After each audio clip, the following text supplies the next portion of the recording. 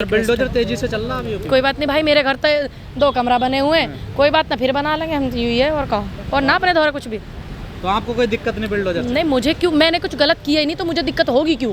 मैंने आज तक कोई गलत काम अपने जीवन में नहीं करा, मैंने आज तक भी किसी का दिल नहीं दुखाया, मैंने आज तक भी किसी का 2 रुपये किसी का लिया नहीं, ठीक है? तो मुझे क्यों तकलीफ होगी? अगर ये कृपा, ये मेहरबानी बाबा जी की मेरे पे होती है तो फिर देश देखेगा कि जब आज तक मैंने कोई ऐसा काम नहीं करा और फिर भी मेरे साथ ऐसा हो रहा, तो मैं क्यों डरूं, मैं क्यों तकलीफ महसूस करूं?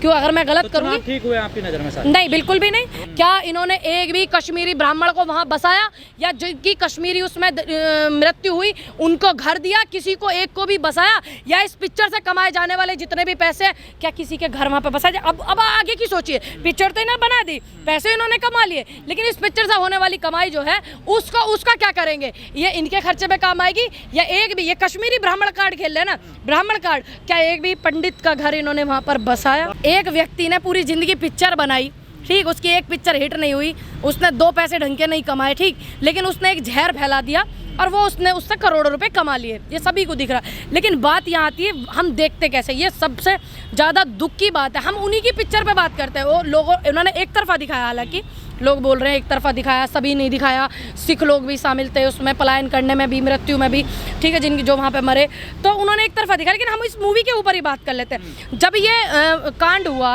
1990 में, किसकी सरकार थी?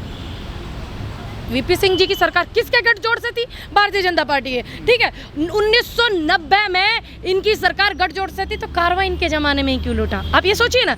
दूसरी बात, फिर इनकी सरकार चली जाती है, फिर आती है, क्योंकि इनके ज़माने में ये चीज़ें हुई, तो हम सवाल किससे करेंगे? इनसू करेंगे, ठीक है। आती है इनकी सरकार, फिर चली जाती है, फिर से आती है, तब इन्होंने मुद्दा क्यों नहीं उठाया? अब 8 साल से इनकी सरकार है, दूसरा सत्ता का कार्यकाल चल रहा है और पूर्ण बहुमत से जनता ने सपोर्ट किया, हमने किया, आपने किया, जब तो ये आए। उसके बाद भी 8 साल से क्यों चुप थे ये? अब इन्होंने उनके जख्मों को हरा किया है। कितनी तकलीफ हो रही होगी उन परिवारों को जिन्होंने ये चीज़ भुगती होंगी, और फिर वो इस पिक्चर में भी देख रहे हैं, हुए ना उनके जख्म हरे। अब आप बात समझिए, लेकिन अब आप सवाल तो करने देने ना सरकार से।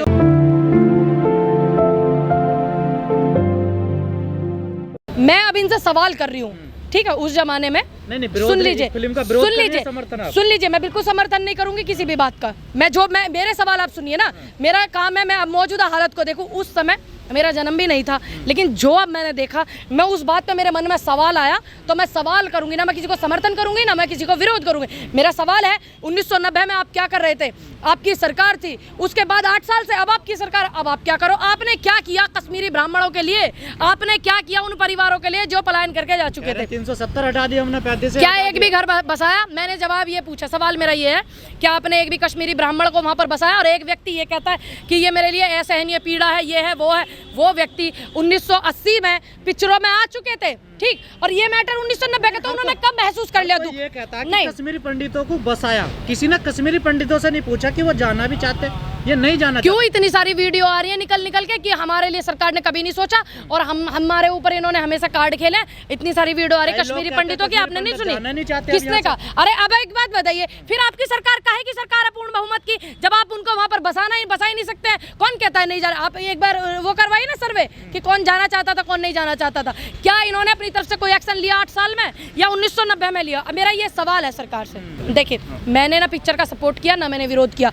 ये बिल्कुल दुख की बात है, जो हुआ सबको दुख है इस बात का कि वहाँ पे ऐसा हुआ, लोग ऐसे मरे, इतनी तकलीफ में, इतनी समस्या में। लेकिन अब मेरा ये सवाल है, मैं तो अपने सवाल का जवाब, सभी को पता टारगेट किया जा रहा है, सभी को पता है इनके नाम पे वोट लेने की तैयारी चल रही, सबको पता है इनके नाम पे हमेशा से इन्होंने ये किया। इन्होंने करा क्या?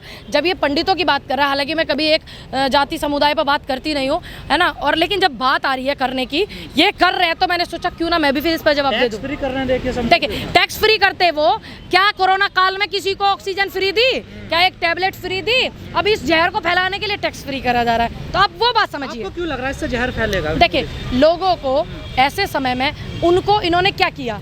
इन्होंने क्या किया? इस फिल्म को सबको पता है, दुख की बात है, इन्होंने और उनके दुख को हरा कर दिया।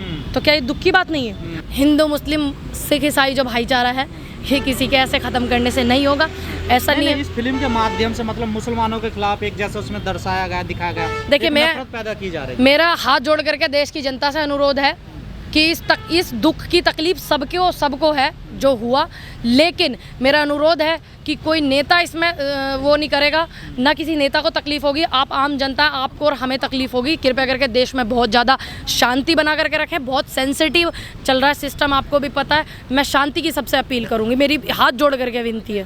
केजरीवाल जी ने कह दिया कि मूवी को यूट्यूब पे डाल दीजिए, टैक्स फ्री हो जाएगी पूरी मूवी, तो लोग उन्हें घेर रहे हैं, उनके खिलाफ आंदोलन हो रहा है। चलिए देखिए, मुझे नहीं पता केजरीवाल जी ने क्यों बोला, केजरीवाल जी का सवाल है तो आप उनसे जवाब लेंगे, बेहतर देंगे। वो बेहतर, सुनिए, वो बेहतर जवाब देंगे इस मैटर पे, मैं नहीं दे पाऊंगी। फिल्म के पीछे क्या मकसद देखिए, नजर आ रहा है? मुझे तो सिर्फ ये लगा कि जिस व्यक्ति की पिक्चर ना चली हो पूरी ज़िंदगी, उसने एक ऐसी पिक्चर चलाई, उसने बहुत सारे पैसे कमाए, लोगों को दुख दिया, लोगों को तकलीफ पहुंचाई, उनके जख्मों को हरा किया। बहुत खराब चीज़ है, पैसे कमाने का माध्यम है ना। लेकिन अगर ऐसा नहीं होता तो वो ट्वीट करके ये थोड़ी कहते ये एक क्राइम है और आप इसको खुले में मत दिखाओ, ये मत दिखाओ, अगर उनका लोगों को जागरूक करने का। लेकिन नहीं, उनको तो सिर्फ पैसे कमाने से मतलब था।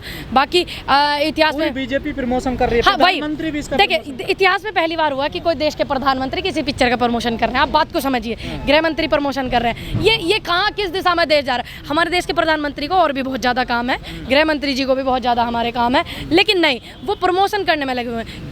क्यों ऐसा पहली बार ही हो रहा ना? कभी आपसे पहले कैसे हुआ? ऐसा नहीं हुआ। जब दलित की बेटी का बलात्कार हुआ था, क्या किसी नेता ने दिया था बयान आकर के? अगर पंडितों का जो दर्द था आप दुनिया को बताया जा अगर रहा है, दर्द तो उनका क्या इनको दिक्कत क्या? सुनिए, मुझे कोई दिक्कत नहीं है। दर्द बता करके ये कमाई क्यों कर रहे हैं, वो तकलीफ वाली बात है। दर्द बता करके, बयां करके लोगों में आपस में क्यों वो करवाना चाह रहे हैं? तो वो पैसा कमाया बिल्कुल ठीक है, तो मुझे कोई तकलीफ नहीं है। मेरा तो सवाल है अब, ठीक है, आपने पिक्चर जो हमने देखी, जितनी कमाई होगी सब दिया जाएगा कश्मीरी पंडितों को। मैं खुद बोल रही हूँ, सबसे पहले ये बयान मैंने दिया कि जो पिक्चर से कमाई हो रही है, क्या वो सभी कश्मीरी ब्राह्मणों को पैसे दिए जाएंगे, उनके परिवार को?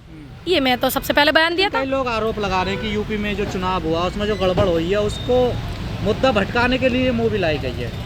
देखिए, आप भी मानती हैं? देखिए, मैं जितना मैंने उस पिक्चर में देखा, ऐसा तो है नहीं। जो यूपी में चुनाव हुए, ईवीएम को लेकर तमाम ईवीएम को लेकर भी बहुत सारे सवाल उठ रहे हैं, लेकिन मुद्दे हम दबने नहीं देंगे।